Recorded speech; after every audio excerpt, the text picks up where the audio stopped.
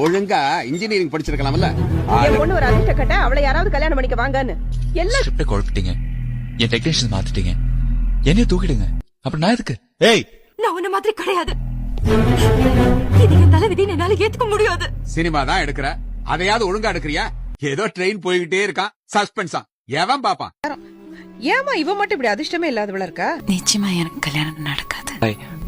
மனோகர், முதல்ல உங்களை பார்த்ததுல இருந்து நான் உங்களை நேசிக்க ஆரம்பிச்சேன். Yes or no? எஸ். உண்மையிலே நான் பொண்ணு பார்க்க வந்திருந்தேன். I love you. இப்ப நேரடியா கேக்குறேன், உங்க மனு பாஸா, ஃபெயிலா, இல்ல ஸ்ட்ரைட்டா டிசியா? she someone special. டைட்டில் என்ன இந்த முறையும் வேகம் தானே? ஐயோ, அந்த டைட்டிலே சரியில்லை.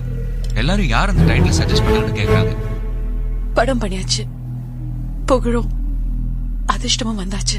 அதிர்ஷ்ட் இந்த வாட்டி உங்ககிட்ட டைட்டில் வந்து கேட்கல, அதானே? நீ கூட என்ன அதிர்ஷ்டம் இல்லாதவன் நினைச்சிட்டல. உன்னை முதல் தடவை பார்க்கும்போது நான் முடிவு பண்ணிட்டேன், எங்க அப்பாவை எதிர்த்து வீட்டை விட்டு வெளில வந்து கஷ்டப்பட்டு கண்ட குடிகாரர்கிட்டே போய் கதை சொல்லி இன்னைக்கு நான் சாதிச்சிருக்கேன். எல்லாமே உனக்காக.